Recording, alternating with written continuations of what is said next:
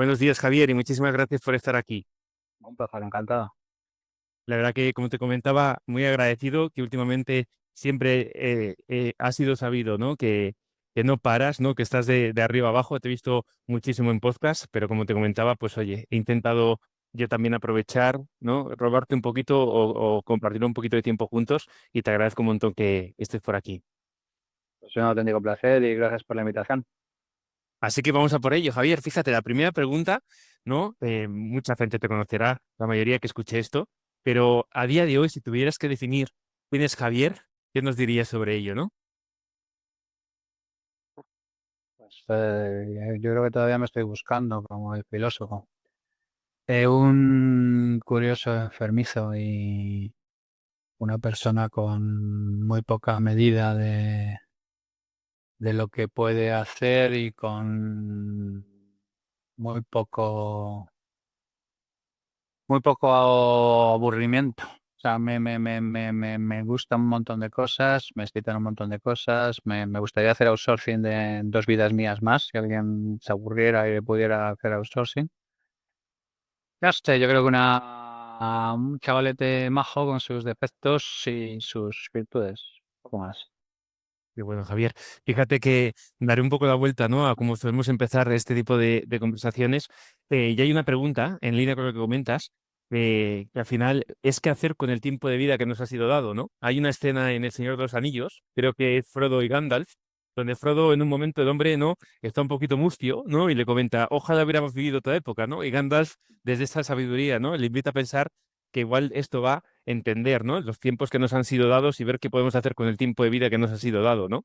Eso En es. este, Y por el camino intentar dejar el mejor rastro posible y dejar el mundo mejor que como te lo has encontrado. y fíjate, Javier, una mente como la tuya, ¿no? Y esa capacidad que comentas, que tienes de, bueno, una, dos, tres vidas, ¿no? De seguir tocando cosas. ¿Cómo Javier día a día es capaz de elegir aquello que toca, ¿no? Porque yo es algo, mi nivel cada vez lo veo más complejo, ¿no? De todas las elecciones que uno tiene para estudiar, para profundizar, para intentar aportar, ¿qué criterios estás tomando últimamente, ¿no? Para elegir proyectos, para elegir por dónde empezar, para ver cómo invertir ese tiempo de vida de la forma más razonable posible. Bueno, a ver, pensar que tienes un criterio objetivo infalible es bastante ilusorio. Así que básicamente tienes tu modelo mental, lo aplicas y en la duda lo que te digan las tripas. No hay tampoco mucho tiempo para mayor reflexión, ni hay mucho tiempo para grandes pensadas, ni cosas por el estilo. Fundamentalmente porque creo bastante en el proceso abductivo, o sea, en el proceso muy humano de tomar decisiones con información incompleta. Y por otro lado, como yo en todo lo que estoy haciendo es cutting edge, es normalmente cosas muy raras, donde hay muy poco mapa trazado y cosas por el estilo, podría estar esperando certidumbres hasta que me muriera. Entonces es una combinación de uso de modelo mental y luego un poco de proceso abductivo y si sale con barba San José y si no la purísima. O sea, los que nos movemos en la complejidad somos bastante funcionales en escenarios en el que el resto de la gente se bloquearía por completo porque no tiene información suficiente para tomar decisiones.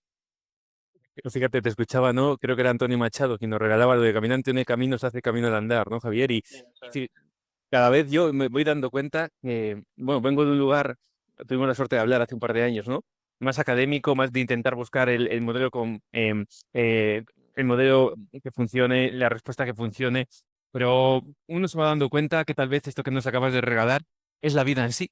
Es decir, creo que ese puente entre lo académico y la vida, que la vida se parece más a esa parte de emprendimiento, bajo mi punto de vista, en los 7 añitos que me ha tocado vivir esto, creo que lo que te enfrentas diariamente es esto que nos acabas de regalar. No hay mapa, no hay brújula, o no sé si hay algún tipo de faro que nos permite seguir caminando día a día, ¿no?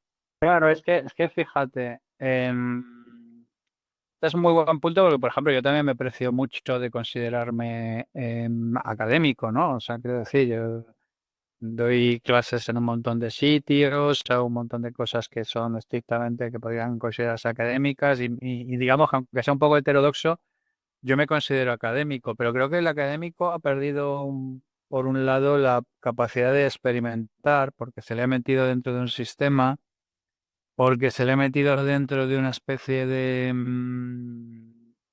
yo creo que hay un montón de castrati entre la academia. Y de eso, por ejemplo, lo vi claramente. las peloteras que tuve yo con los popes de la complejidad hace pues casi una década, cuando dije que sin introducir humanos y sin introducir sociología y antropología y estas cosas, que no se podían resolver problemas en el mundo real, porque la mayor parte de la complejidad la traían los seres humanos. Bueno, me cayó de todo. Ahora ya han entrado un poco en razón.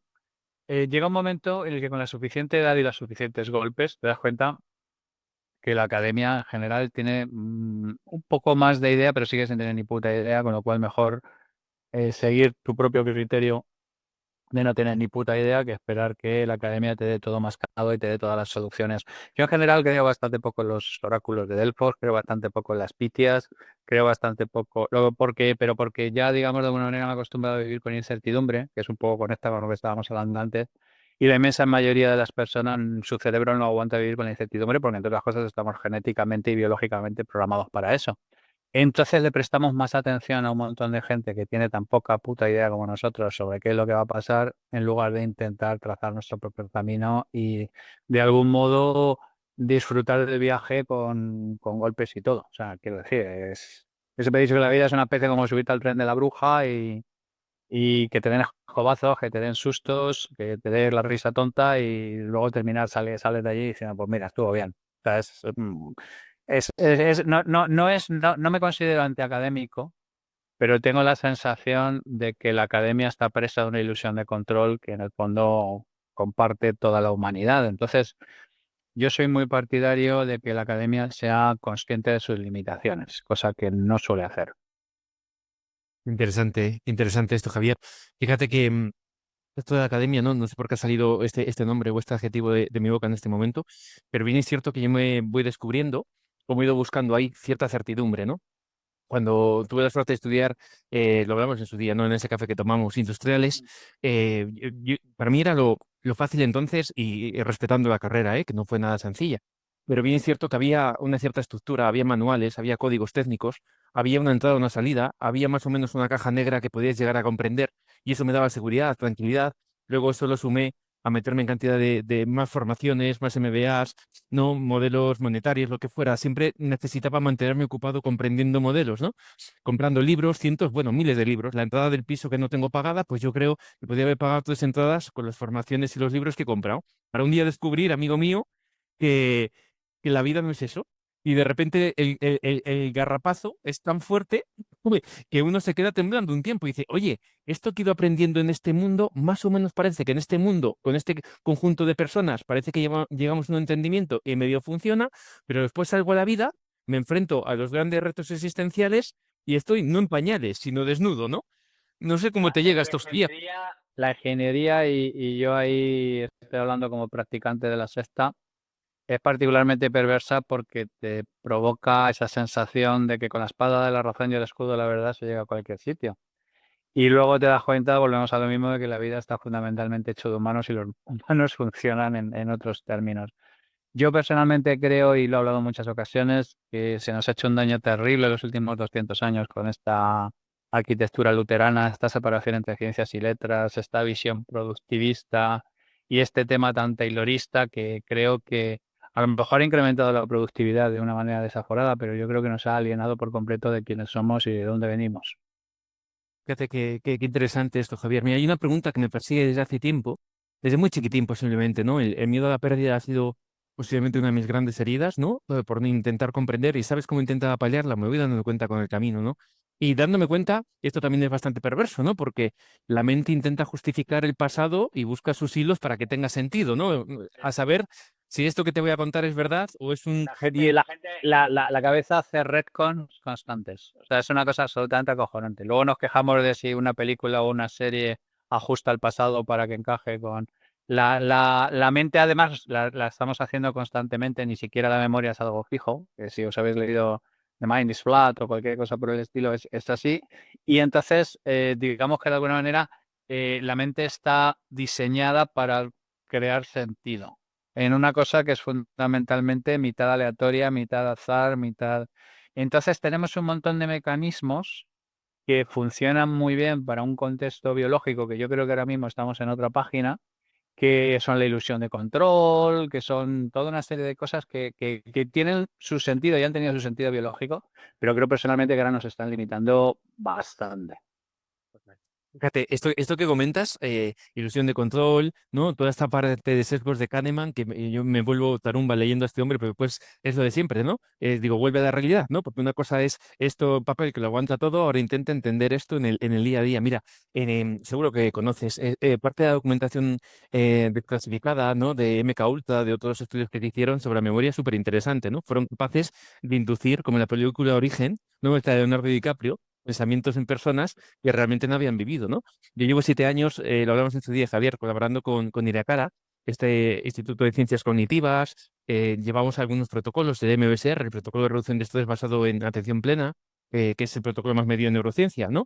Y abarca, bajo mi punto de vista, a veces esta parte humanista, biológica, psicobiológica, entender al ser humano como un ente completo, porque tengo la teoría de que hemos descompuesto como buenos ingenieros el problema en partes por el camino, hemos simplificado tanto que nos hemos quedado sin problema y nadie se ha encargado de volver a ver si las piezas encajan, ¿no? Estamos ahí en un limbo jodido. Es que uno de los problemas que tiene, bueno, a ver, volvemos a los problemas de la academia, ¿no? Las ciencias de la complejidad llevan 70 años en su torre de marfil haciéndose lo más obstrusas y más impenetrables para todo el mundo. De hecho, Donella Meadows yo creo que es una tía muy importante precisamente por levantar un poco el velo, porque hasta Thinking in Systems, la mayor parte de los principios, o sea, Thinking in Systems no es un libro extraordinariamente técnico, es un libro para un layman, es un libro para una persona que no tenga ningún tipo de conocimiento sobre el pensamiento complejo ni las dinámicas de sistemas complejos para que entienda un poco cuáles son las bases y cuáles son los fundamentos. Entonces, ¿qué es lo que ocurre? Si tú te tiras con 70 años con una disciplina que fundamentalmente lo que intenta es ofuscarse a sí misma y hacerse incomprensible para el no digerati, para el no iniciado, para el no metido dentro del sacerdocio, pues terminas teniendo una serie de cosas que no pertenecen al acervo común. Y una de ellas es esto, entender, por ejemplo, que un sistema complejo no lo puedes descomponer en piezas. Un sistema complejo no es un reloj de cuco, no es un motor de explosión, no es algo que puedas separar en piezas, no es algo que puedas descomponer en unidades más pequeñas. Presenta comportamientos emergentes, presenta cosas que son muy difíciles de modelar deterministamente. Yo creo que hay una serie de ideas que tenía que haber permeado hace mucho más tiempo dentro de la inteligencia colectiva. Y entre otras cosas son las dinámicas de sistemas complejos. Y como lo hemos reducido a una parte mecanicista, a una parte taylorista, a una parte luterana, hemos intentado meter pues una pieza redonda en un agujero cuadrado, ¿no? Hemos intentado meter cosas extraordinariamente complejas, muy difíciles de modelar y que no son susceptibles de ser reducidas a piezas, engranajes y causa y efecto, ¿vale? A mí me gusta mucho todo lo que es los temas de casuística y Judea Pearl y toda esta gente me encanta. Y hemos hecho un montón de cosas que en realidad nos han llevado pues, por la pista completamente falsa, hacia un tema mecanicista, determinista, que nos produce una satisfacción de tener el tema bajo control, pero que en realidad lo que hace es reforzar nuestra frustración cuando nos damos cuenta de que todos nuestros finos planes montados pues se van al carajo porque resulta que aparece el factor X o aparece cualquier cosa que no tenemos en cuenta o aparece cualquier hecho que es que forma parte constitutiva de los ladrillos básicos de la materia. Brutal, Javier. Fíjate qué interesante, ¿no? Porque volviendo a la academia o industrial, y tengo un profesor al que admiro y quiero un montón. Y una frase que nos regaló en su día es, ante un problema difícil, ya no hablaba de complejo, ¿no? Descompónlo en partes, resuelve las partes y te das cuenta que has resuelto el problema. Cuidado, ¿no? Cuidado, porque Eso es completamente mentira. De hecho, hay un libro con el que yo, no es que me meta, pero que se llama Problem Solving 101, que es de un ex McKinsey precisamente, que se llama Ken Watanabe, que yo le llamo Problem Solving para niños, porque utiliza precisamente ese tipo de approach, que es un tema que para la problemática complicada y para lo que tiene que ver con cosas que son mecanicistas y deterministas es muy buen rollo, pero eso excluye por completo todo el universo complejo y el tema es que la mayor parte de las cosas que ya están resueltas pertenecen ya al reino de la inteligencia artificial. En breve va a ser completamente... Y lo que nos va a quedar a los humanos son todas estas cosas en las cuales no tenemos todos los tornillos cargados. Entonces vas a aprender un arte y una disciplina que realmente no maximiza tus posibilidades como humano. Entonces hay toda una serie de conceptos que yo creo que han hecho muchísimo daño con la mejor intención, que son los peores siempre. O sea, lo peor siempre es la gente y las cosas con buena intención, porque digamos que a cuenta de esa buena intención se han autorizado auténticas tropelías y entre otras cosas es dinámica básica y funcionamiento básico de sistemas complejos. Y el hecho eso de que no se pueden reducir a una aproximación mecanicista. Muy interesante esto, Javier, ¿no? Porque fíjate, cuando te conocí, gracias a mi amigo Juan Antonio, ¿no? Un día de esto, me habló una persona de ti, otra persona de ti, y ya cuando antes te comentaba, hay dos o tres personas que me hablan de alguien, digo, yo voy a llamar a la puerta, si tengo la suerte que se abre, llamaré un par de veces, ¿no? Y un amigo me decía, Rodri, porque yo decía, ¿cuánto llamar a una puerta? Y me decía, 7-3. Y digo, ¿cómo es esto de 7-3? Me dice, joder, mínimo 3, no más de 7 para no ser pesado, ¿no? Intenta buscar tu equilibrio, ¿no? De llamar a algunas puertas, ¿no? Fíjate, cuando comentabas ahora esto, ¿no? Del factor X, ¿no? Y esa guerra que has tenido desde hace 12 años, 10, 12, 15 años, ¿no? Ahora, gracias a Comunidad CPS, ¿no? Y todo lo que habéis ido creando, me acordaba o recordaba esta mañana, ¿no? Cuando preparaba un poquito esta conversación, digo, claro, ese 80-20 que se hablaba a veces, ¿no? El 80% factor X, 20% el resto. Esto, claro, a mis amigos de Pamplona, que estuve trabajando ahí 3 años en ingeniería, cuando yo les hablaba de estas cosas desde mi nivel entonces, ya me tiraban tomates y me decían, Rodri, no, esto bueno, esto me pasó en el Departamento de Acción aquí en Madrid, en Desarrollo de Negocios, eso no me pasó en Pamplona, lo que te voy a comentar. Pero me decían, ten hijos para dejar de pensar, ¿no? Porque mi cabeza veía que algo ahí no encajaba, ¿no? Y me acuerdo en Pamplona, a uno de mis jefes le dije una vez, Javier, le digo, mira, no sé de qué estábamos hablando, no me acuerdo el contexto, pero sí esta mini conversación. Y digo, mira, si se acaba el mundo, tí y a mí no nos cogen. Necesitamos una mina de extracción, una acería, un no sé qué, para hacer este cálculo bonito de cimentaciones y torres eólicas. Y el tío le salía en chispas, me dice, pero chaval, vamos a ponernos en lo que toca. Digo, sí, en lo que toca, pero a mí esto ya no tiene sentido. Y lo cojo con lo que decías antes, ¿no? Estas son las preguntas finales que suelo hacer sobre el propósito y el sentido, ¿no? Sí. Comentabas antes, si no me equivoco, Javier, que la mente está diseñada en parte para la búsqueda de sentido. Yo, en ocasiones, si no tiene sentido lo que hago, ni con esfuerzo, sudor y lágrimas soy capaz de empujar. Cada vez necesito más el sentido. No sé qué opinas tú de este palabra o qué entiendes por Bueno, sentido o por propósito. no, no, no, no, a ver, yo personalmente creo que el sentido y el propósito es absolutamente fundamental. Cualquiera que haya leído El hombre en busca de sentido de Viktor Frankl entiende lo importante que es tener sentido. Pero yo una cosa que yo he visto es que el ser humano es perfectamente capaz de embrutecerse durante el tiempo suficiente como para colapsar, por decir de alguna manera, la búsqueda de sentido y que luego es capaz de buscarlo fuera de lo que hace. O sea, te puedes embrutecer y aceptar un trabajo que realmente consideras que no tiene sentido para que luego buscar el sentido en cualquier otra cosa fuera. Pero tengo la sensación de que estamos cada vez más perdiendo el concepto de las grandes causas o de las grandes búsquedas para sustituirlo por emociones más inmediatas y más baratas. O sea, yo tengo la sensación de que una de las cosas que más hemos sufrido es que hemos perdido por completo el propósito de la construcción de catedrales. Eso combinado con, o sea, grandes proyectos, grandes cosas que trascienden a nosotros, grandes cosas que a lo mejor no vemos nosotros construidas, porque la mayor parte de los constructores de catedrales no las veían.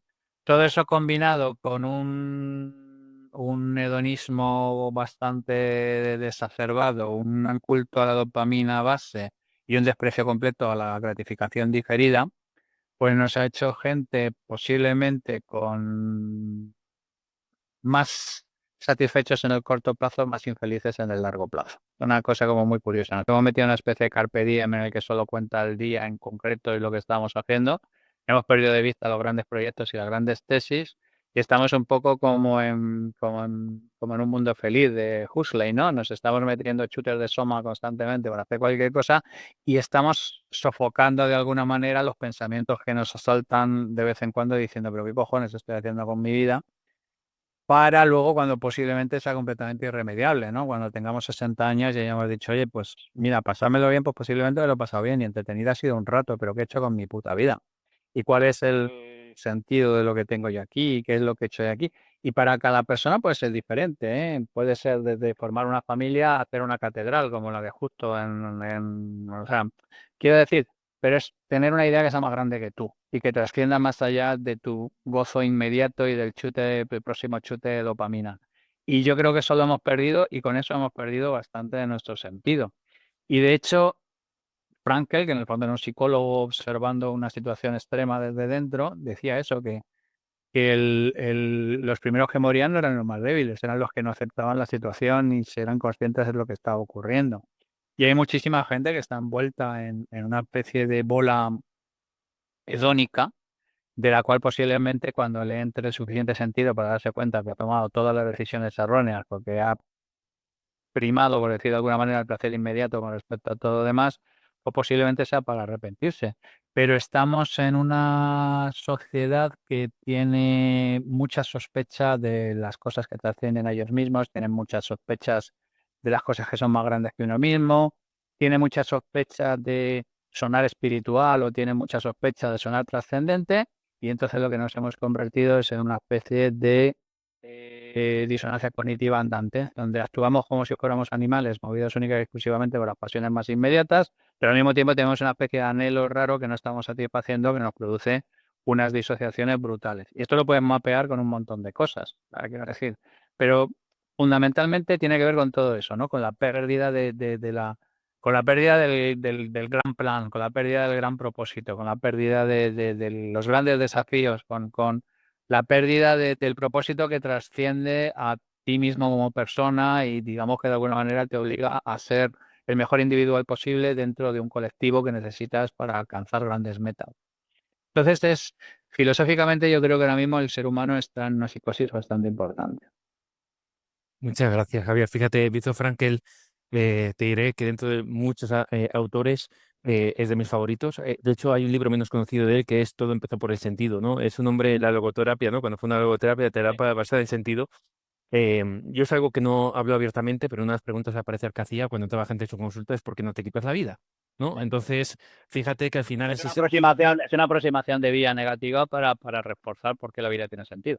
Sí. Porque la gente puede pensar que es incitación al suicidio. Digo, no, no, perdona. No, no. Es como por qué ocultamos las estadísticas de suicidio? Porque pensamos que vamos a generar efecto llamada. No, lo que hacemos es evitar tener un debate serio, sesudo y adulto sobre un problema que está brutalmente en alza, que es la pérdida de sentido y como tal el suicidio. El suicidio en realidad no es un acto autolítico, es querer dejar de sufrir. Pues, si no- Pues, sí, sí, sí, sí, no, entonces lo que te quiero decir, yo tengo la sensación que en realidad lo que estamos evitando es, en líneas generales, tener conversaciones de adultos, por las razones que sea, que no lo sé muy bien. fíjate, Javier, y discúlpame que pensaba que habías acabado de interrumpido. Un profesional al que preguntaba sobre esto hace un tiempo me decía que al final el dolor de vivir es mayor que el dolor de morir, ¿no? Al final el sufrimiento, ¿no? Es un tema de sufrimiento, es un tema de afrontación. Y Viktor Frankl, cuando en ese libro menos conocido, ¿no? Todo empezó por el sentido, la logoterapia, la terapia basada en sentido, a mí me ha ayudado a seguir profundizando un poco en mí para entender qué hay debajo, ¿no? Y fíjate, creo que con John Tubau sacaste un tema del nihilismo. Yo el miedo que tengo con esto que está ocurriendo es que bueno, estos 3 meses, ¿no? He tenido suerte de viajar un poquito por trabajo, ¿no? Y cuando estaba en Sevilla, delante de Giralda, o en Barcelona, enfrente de la Sagrada Familia, o en Londres la semana pasada, viendo un poquito de edificios de la City, pero los antiguos, digo, ¿qué nos está pasando? Se me encogía el corazón, Javier, porque digo, ¿qué cojones estoy haciendo con mi vida? ¿No? Fíjate, se abre de nuevo esa pregunta, ¿no? ¿Qué hacer con el tiempo de vida? ¿Y qué estamos haciendo? Hay un problema que es que cuando el racionalismo te lleva al nihilismo. Pero es así, o sea, quiero decir, yo me precio de ser extraordinariamente racional, pero entiendo que el único camino al que te lleva es, mira, somos motas de polvo en el espacio, somos la nada cósmica, no tenemos ningún sentido, estamos aquí por esto, es un tema biológico, no hay trascendencia, no hay... El nihilismo, o sea, el racionalismo te lleva rápidamente al nihilismo, cosa que es profundamente estéril. O sea, el problema fundamental que tiene el nihilismo es que es estéril, no produce nada, no deja nada, no hay nada, no deja ningún tipo de traza, no hay nada por el estilo. ¿Qué es lo que ocurre? De hecho, por ejemplo, a mí me cayó un montón de rapapolvos cuando en un podcast que me hizo un chaval católico, me preguntaron algo al respecto. Yo dije algo así como que la inteligencia te aleja de Dios al principio, pero después te acerca. Y tiene que ver con este proceso de asunción que decir, oye, mira, es bastante probable que la inmensa mayoría de las religiones sean todas pamemas y sean todos cuentos de chinos, pero como decía Alan Moore, macho, una religión existe desde el momento que está en la cabeza de los hombres.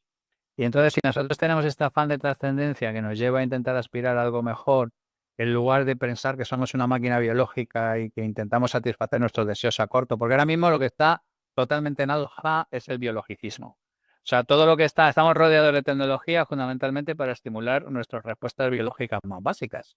O sea, la tecnología no ha venido para apelar a nuestros deseos de trascendencia y espiritualidad más elevados, sino básicamente a chutes de dopamina cortos, a manipular un poco las mecánicas biológicas básicas y tenemos a la inmensa mayoría de la gente diseñando trucos para manipularnos en ese sentido.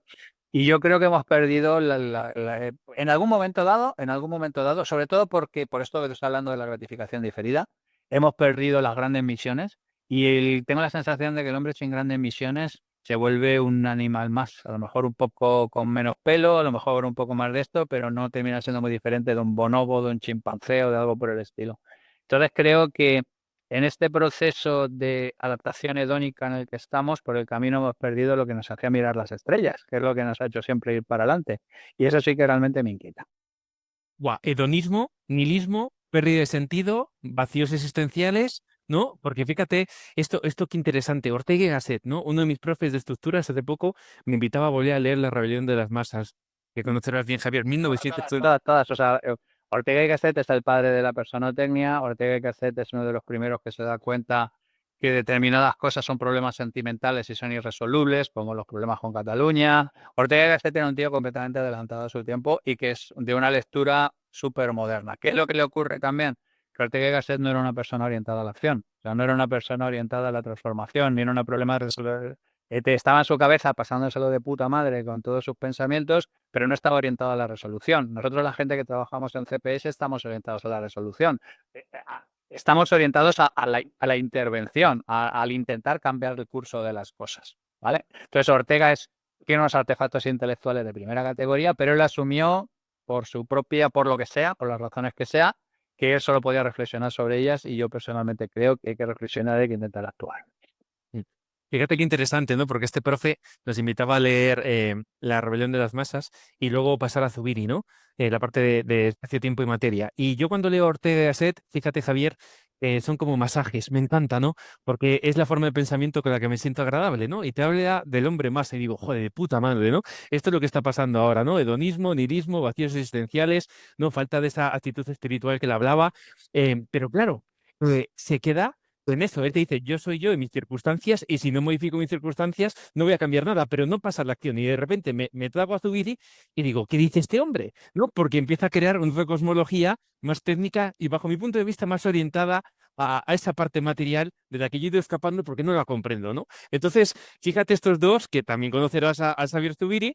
Bueno, pero fíjate en una cosa, por ejemplo, Ortega y Gasset, aunque no lo formula como esto, pero formula, digamos, aquello que decía Walt Whitman también, de que me contradigo porque contengo multitudes. Ortega y Gasset es uno de los primeros que gestiona el hecho de que una persona puede reaccionar de manera intrínsecamente diferente dependiendo del contexto, que es una de las bases fundamentales de que entender la sistemática compleja y entonces de hecho, una de las personas que más ha hecho por introducir la idea esta de que es necesario entender el ser humano como parte de la resolución de problemáticas complejas es una cubana que es Alicia Juarrero, que estaba en el círculo de Dave Snowden y todo este tipo de gente y que tiene un libro que es absolutamente imprescindible, que no se ha leído ni Perry, que se llama Context is Everything, algo así como el contexto es todo, donde habla precisamente de la absolutamente importancia de entender que no hay un ser, un Dasein, como estaba hablando Heidegger y cosas por el estilo, sino que en realidad el ser humano es brutalmente dependiente del contexto y que la misma persona en dos circunstancias completamente diferentes tiene dos tratamientos completamente diferentes. Entonces, todas estas cosas, por ejemplo, que son fundamentales a la hora de intentar modelar cómo se comporta el ser humano, porque en realidad muchas de las cosas que estamos haciendo nosotros son mecanismos de modificación de comportamiento, que son una de las cosas más complicadas que hay, y los que llevan mucho tiempo la psicología, la rama conductista, todo este tipo de cosas, pero claro, yo lo estoy acercando desde una perspectiva también más científica y más alejada de como pues mi amigo BJ Fogg en Stanford, Cialdini, Chris Voss, todo este tipo de historias. Claro, el ser humano es la máquina más complicada de manipular que hay porque tiene tantísimos estados, depende tantísimo del contexto, es tan poco predecible que cualquier aproximación ortodoxa está frito. Entonces, todas estas cosas que estamos trayendo aquí, un montón de gente que parece que los traemos del reino espiritual, del reino filosófico, no, es que la realidad es así, es que la realidad es muy aprensible, pero al mismo, o sea, es aquello de la dualidad onda-corpúsculo, ¿sabes? La realidad es completamente aprensible a ciertos niveles y completamente inaprensible a otros niveles. Y el ser humano es así, por ejemplo, es ferozmente individual y ferozmente colectivo. Y mientras no entendemos que hay una especie de zona donde se superponen ambos espacios y de donde, dependiendo del contexto, se manifiesta una y se manifiesta la otra, pues claro, entramos en un absoluto indeterminismo que, si no tienes la cabeza preparada, te bloquea por completo, y si tienes la cabeza preparada te permite bailar un poco con cómo son las circunstancias y entender que no hay nada escrito en piedra, y mirar las ideologías como lo que son una especie como de ayuda cognitiva ilusoria. O sea, te proporciona una realidad y un libro en el que te dice, no, mira, es que la realidad es así. O sea, en realidad es una puta mierda, pero a ti te proporciona la paz mental que tú necesitas y por eso lo abrazas indiscriminadamente. Entonces, me gusta mucho que traigas a esta gente, porque es gente que normalmente no sale en las conversaciones sobre estas cosas y que yo creo que tienen una conexión directa y absoluta con de lo que estamos hablando. Total, Javier, fíjate, y gracias, me lo estoy pasando pipa. Fíjate, lo uno, lo otro, cuando es lo uno y lo otro, ¿no? Ese arte de sostener opuestos, ¿no? La vida y la muerte, ¿no? El yin y el yang. Fíjate esto, qué interesante. La epigenética nos viene a contar esto. Oye, chico, Sí. pensabas, ¿no? Que estas son las cartas que tienes, a ver cómo las juegas, y ahora te dicen, estas son las cartas que tienes, a ver cómo y dónde las juegas. Porque Eso. en un lugar puede ser un 10 y en otro un puto 2. Y como vayas. Ese es otro ejemplo buenísimo de la epigenética, ¿vale?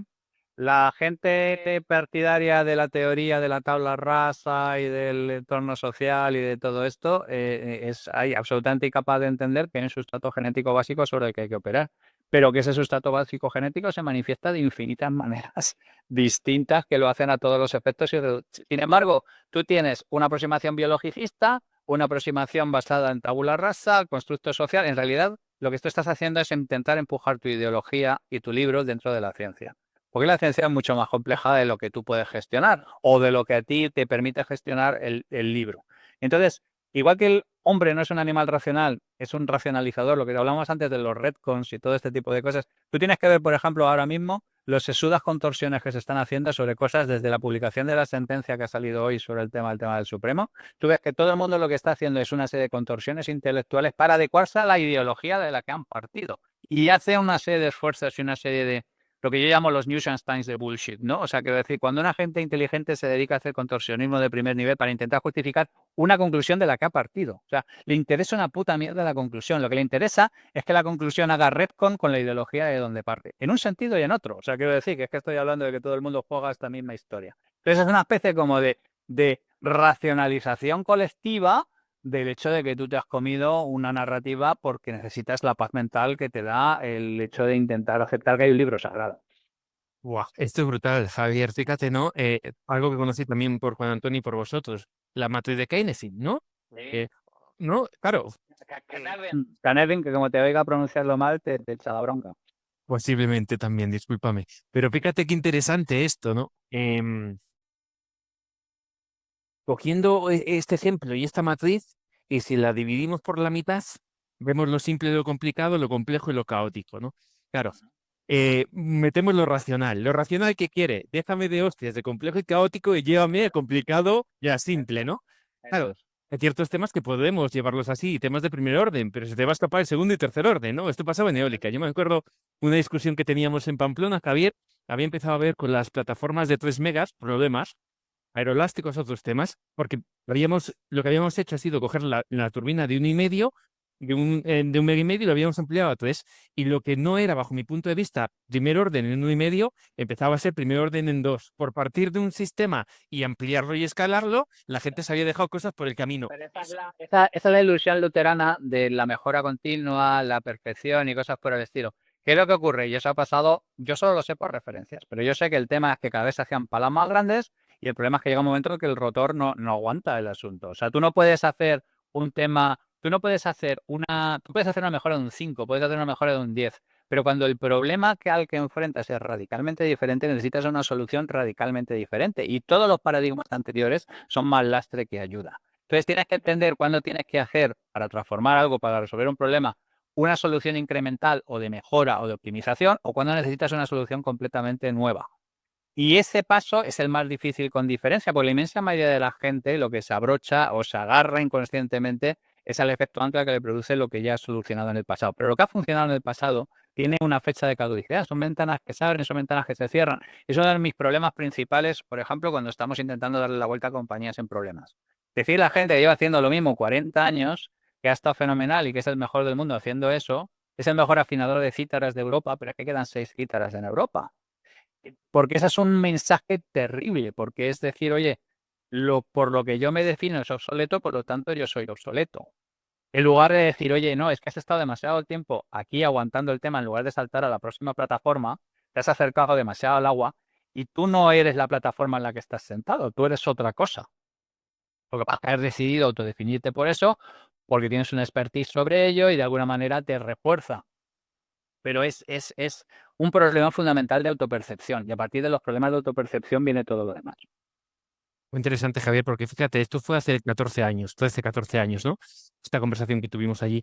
Y yo, lo que te digo, yo no sé si tenía razón o no tenía razón, porque tiempo después o poco después me tocó venir para Madrid, me recolocaron en otro departamento y así, pero el simplemente hecho de plantear esa pregunta o esa hipótesis, casi me echan de la reunión. Sí, normal. Me acuerdo que un No, chico, porque el cerebro está diseñado para la supervivencia, no para la realidad. Entonces, tú tienes que tener en cuenta que tú no es un problema tuyo, es un problema de a qué les estás obligando a reflexionar. ¿A qué les estás obligando a reflexionar? Oye, es posible que lo que, por ejemplo, llevas 20 años haciendo, que eres un experto y por lo cual te colocan y te entregan, está obsoleto. El cerebro está comprometido con la supervivencia, no con la realidad. Antes de fumarse eso, negará lo que haga falta, negará la ley de la gravedad si es necesario.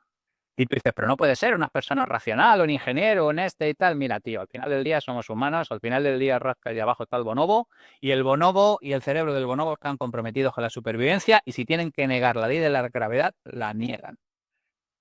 Y la primera vez que lo ves, porque claro, mi oficio me obliga a hacer esto mucho porque es muy complicado, porque es que mi oficio es muy, muy, muy jodido, ¿eh? Mi oficio es muy complicado. Tu empresa no vale nada, tu hijo no, ninguno de tus hijos vale para tomar por el culo, estás obsoleto, o sea, esta es la ruina. O sea, son mensajes que no son. De hecho, tenemos una unidad solo de truth coping, de cómo entregar determinada información sin destruir a la gente. Pues esto se produce a pequeña escala en todas las reuniones de España. Hay un montón de gente contra la que se la revuelven violentamente y le sacan de la reunión porque ha tenido los santos cojones de decir la verdad que el rey va en bolas. Y el resto de la gente, sus cerebros se disparan inmediatamente porque saben perfectamente si se impone esta verdad, saben perfectamente cuáles son los resultados y los resultados son contrarios a ellos mismos. Entonces harán retcon de lo que haga falta. Dirán ¿cómo opinas tú de esas cosas con ese bigote tan ridículo que llevas? O cualquier chorrada. ¿Sabes lo que te quiero decir? Porque su cerebro es absolutamente... la realidad le importa un carajo. Lo que importa es la autopreservación. Y la autopreservación de la identidad y la autopreservación de la autoestima pasarán por encima de lo que pongas, aunque dejes un cadáver encima de la mesa y digas, a ver, niega esto también, lo negarán. Es aquello del elefante en el ascensor de Rumelt y todo este tipo de cosas. Es absolutamente acojonante cómo funciona el cerebro. total, y fíjate que ya no es decir directamente, Javier, el rey está en pelota, sino por favor, ¿os parece bien que abramos otras opciones, otras miradas para ver si realmente estamos Bueno, profundizando en algo? pero eso es porque nosotros pensamos que el problema es nuestro. Claro, es que he sido muy brusco, es que no, coño, no, es que el cerebro de esa persona no está para eso. De hecho, nosotros tenemos a gente trabajando en esto, que es la misma gente que trabaja, por ejemplo, gestionando las víctimas de inundaciones o las víctimas. O sea, es que necesitas ese tipo de tratamiento. Y tú dices, no me jodas que para hablar en una compañía concreta de que hay un problema concreto, tengo que tener aquí la misma persona que tiene que funcionar cuando alguien ha habido un incendio y se han muerto sus hijos. Pues sí, exactamente. Es el mismo tipo de perfil que necesitas. Pero fíjate hasta qué punto lo entiendo, Javier. Me costó entenderlo en su día, ¿eh? Pero creo que me he aproximado un poco a una comprensión con la que bien dices, me siento en calma, que es la sensación de pérdida. Yo con varios directivos en algún comité directivo que he estado estos años, directamente no te dicen, pero luego en el café llega un momento que te dicen, hijo, es que ya no puedo tirar para atrás. Y yo, ¿por qué? Uno en particular, ¿no? Hace 4 años. Me dice, ya voy por la tercera mujer, mis hijos no me hablan. Si renuncio ahora a este trabajo, aun sabiendo que me está haciendo mal, es decirme, he perdido mi tiempo de vida. No, claro, es que es algo muy profundo. Es que tú has Sí. apostado y has Pero es que renunciado. ahí tuvo un raro momento de lucidez, porque hay mucha gente que en lugar de eso lo que hace es elaborarse mierdas sofisticadas contándose a uno mismo, en lugar de asumir este tipo de hechos. Pero claro, por ejemplo, yo lo digo siempre, o sea, a mí normalmente mi enemigo mortal es el middle manager. Porque claro, tú entras en un sitio, es normalmente porque hay un problema específico y tú vas ahí a señalar los bultos que se han metido debajo de la alfombra.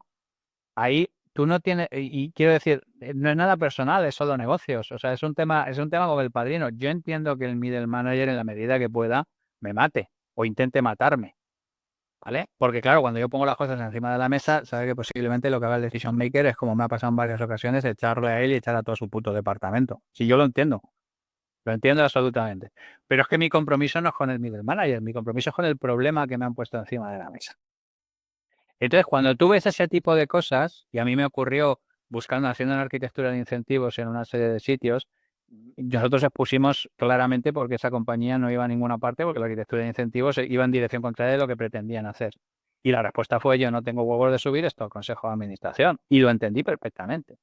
Y hace 10 años me tenía que haber llevado seguridad y sacarme fuera del edificio, ¿sabes? O sea, que te quiero decir que lo que no puedes es acusar al escorpión de ser escorpión ni al humano de ser humano.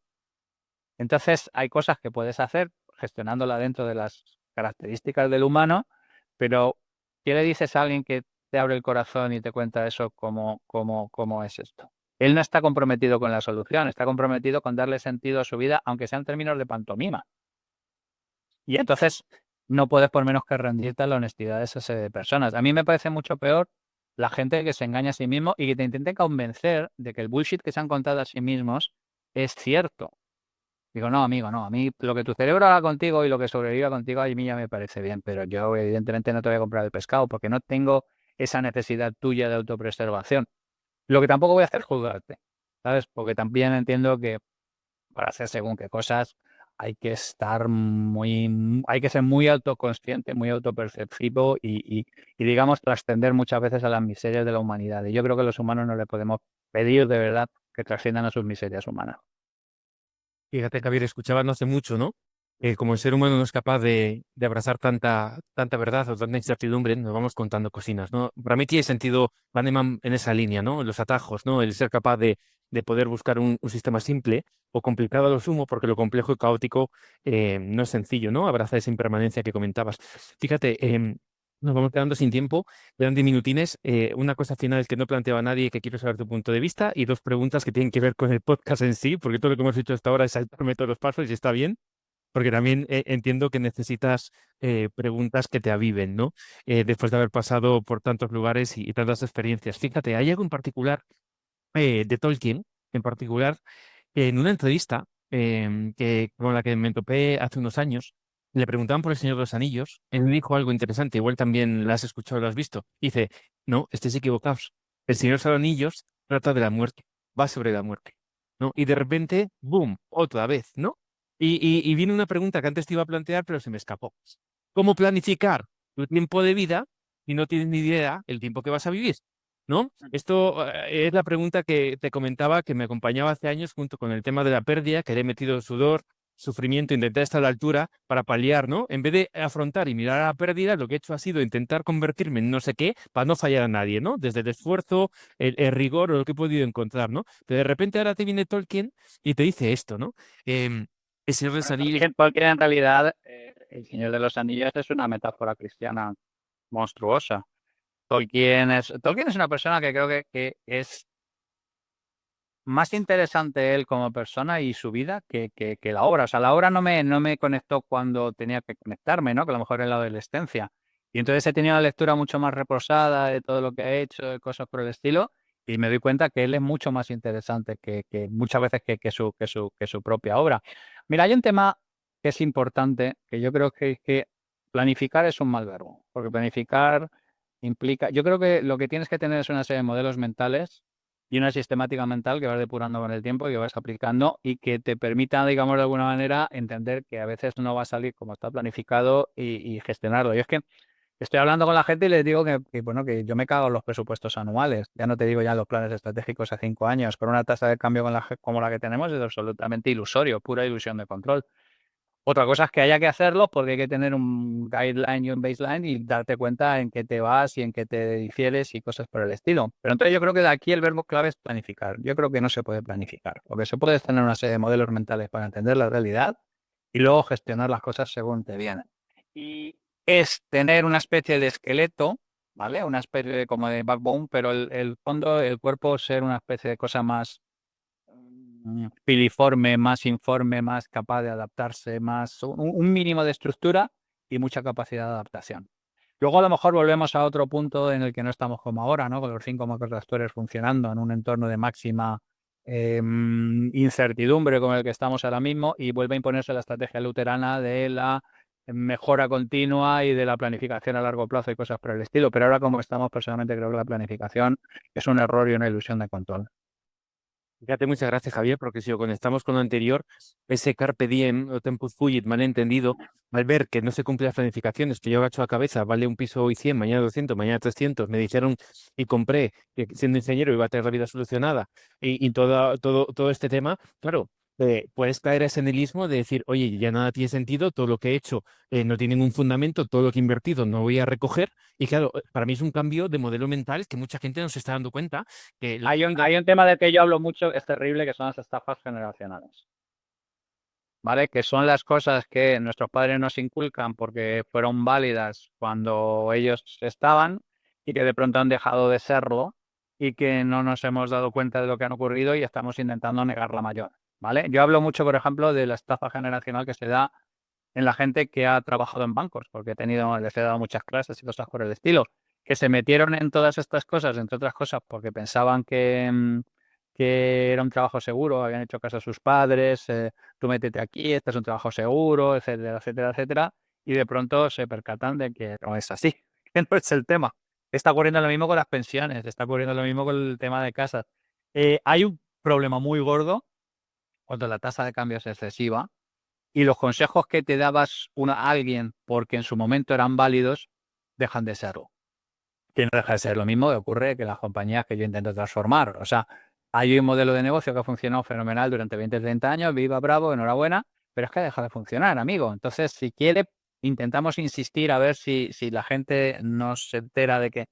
Entonces, hay un problema ahí con la autoridad, cuando la gente no se da cuenta de las cosas que son inmanentes y que de alguna manera son los valores que te instruyan tus padres sobre determinadas cosas y las cosas que son perecederas, como son, por ejemplo, los modelos de negocio, las elecciones vitales, las elecciones profesionales que tienen un tramo de vida útil que es el que es y que llevarlas más allá de allí es completamente ilusorio. Fíjate, hedonismo, nihilismo, nihilismo, hedonismo, constantemente en España de 2012 a 2022, aumento de estrés, depresión y ansiedad por un factor por 5, insomnio y problemas para dormir por un factor por 9. ¿Tiene algo que ver lo que estamos hablando, Javier, tal vez, con lo que causa síntomas y todo el follón en el que andamos metidos, tal vez sí, ¿no? Sí, sí, sí, sí. Es que es la causa Y, principal. y O sea, quiero fíjate, decir, el tema fundamental y principal es que nuestro cerebro nos castiga durísimamente la incertidumbre. Y si estamos en un entorno en el que no somos capaces de gestionar la incertidumbre, no tenemos conocimiento real de cómo habilitarla, no estamos preparados para gestionarla y buscamos una certidumbre que no existe, pues lo que tienes es una psicosis maravillosa, que es lo que tenemos ahora mismo. Y entonces cuando tienes una psicosis maravillosa y no atacas las causas raíz porque no las tienes identificadas, pues vienen las benzodiazepinas y a partir de ahí, pues ya todo es cuesta abajo. podríamos llegar a que aquí hay una chicha en la que profundizar, es decir, que posiblemente aquí hay una gran parte del core, ¿no? Que estamos viviendo, ¿no? De la causa y del síntoma, ¿no? Realmente esto es lo que está ocurriendo. Y fíjate, dos conceptos muy chiquitines, que era de lo que versaba un poco en la conversación. ¿Qué opinas por productividad y alto rendimiento, sabiendo que no en muchos lugares les gusta escuchar esto? Y otra cosa es el tema de transiciones vitales y profesionales, ¿no? Estos conceptos. Si paramos cuando tú quieras, que siempre Vale. tienes lío. Sí, a ver, rápido. Alto rendimiento fundamentalmente es gente que el motor, la CPU, les funciona más rápido que a los demás. No tiene ninguna otra connotación. Puedes estar ejecutando software de mierda y yo he dicho en muchas ocasiones que puedes tener altas capacidades y ser completamente gilipollas, no hay ningún problema. El rendimiento se da cuando a la alta capacidad se le pone a hacer algo con propósito que tiene sentido, porque esta gente no es gente que fundamentalmente sea capaz de funcionar en todos los entornos y bajo todas las circunstancias. ¿Y cuál era la otra pregunta? Perdóname, la segunda. La función de las transiciones en la vida Vale, profesional puede del ser ser humano, buena. ¿no? Perfecto, coincidente con lo que estábamos hablando, ¿vale? La transición es el momento en que tú dejas el trapecio para coger el siguiente y es el momento más crítico que tienes que tener en tu vida, ¿de acuerdo? Hay un montón de gente que es sencillamente incapaz de hacer transiciones, con lo cual se quedan en trapecio que está toda la vida. El trapecio no se queda quieto, ¿vale? El trapecio está ardiendo. O sea, llega un momento en que si no coges el siguiente trapecio, estás jodido. Entonces hay un montón de gente que es incapaz de transicionar y la gente que es incapaz de transicionar pues terminará mal por puro tema de que se agota el sitio donde está. Pero igual que las empresas que no son capaces de transicionar, transicionar es lo más jodido que hay. Porque es fundamentalmente salir de la zona de competencia, la zona de comodidad y esa cosa tan manida de la zona de confort a la zona de incompetencia, a la zona de no sé qué cojones hacer, a la zona de tener dudas sobre uno mismo, a la zona de un montón de cosas. Si alguien no aprende el arte del salto de trapecio, su vida va a ser un puto desastre. Porque a lo mejor los trapecios antes duraban 30 años, pero ahora duran 5 o 10 años. La necesidad de reinvención se acelera constantemente. Entonces hay gente que se ha acostumbrado a saltar el trapecio y es como la gente que se ha acostumbrado a montar en monociclo. El resto de la gente no entiende cómo cojones lo hace, pero pues es puro entrenamiento. Logra ser funcional. El ser humano está diseñado para no cambiar. Pero, dadas las circunstancias en las que estamos, yo personalmente considero que vale la pena ensayar e intentar hacerlo porque es algo que lo vas a tener que hacer y cada vez más a lo largo de tu vida personal y profesional. Entonces, acostúmbrate a cambiar, acostúmbrate a las transiciones, acostúmbrate a la sensación de no tener ni puta idea que es temporal, que termina solucionándose si insistes lo suficiente y no des un paso atrás porque el trapecio en el que estás está ardiendo y terminará llevándote al suelo del circo. Pues bueno, Javier, y fíjate, ¿no? Ya lo último de lo último de lo último. Dando por hecho que igual lo que nos funcionó ha dejado de funcionar hace un tiempo y habría que ver si funcionó en su día, en vez de buscar más respuestas, necesitamos nuevas preguntas. ¿Qué pregunta dejarías o qué dos preguntas para que indagáramos en lo que realmente tal vez toca en este momento, ¿no? Y con esto finiquitamos. ¿Por qué te levantas por la mañana y qué piensas sobre tu vida? Muchísimas gracias. Un placer. Gracias, Javier. Vaya desayuno, de los mejores desayunos de los últimos 5, 7, 15 años. Así que agradecerte este espacio, ¿eh, Javier? Un placer, gracias a ti por todo. Un abrazo muy grande y que vaya muy bien. Cuídate mucho. Nos vemos pronto. Gracias. Gracias.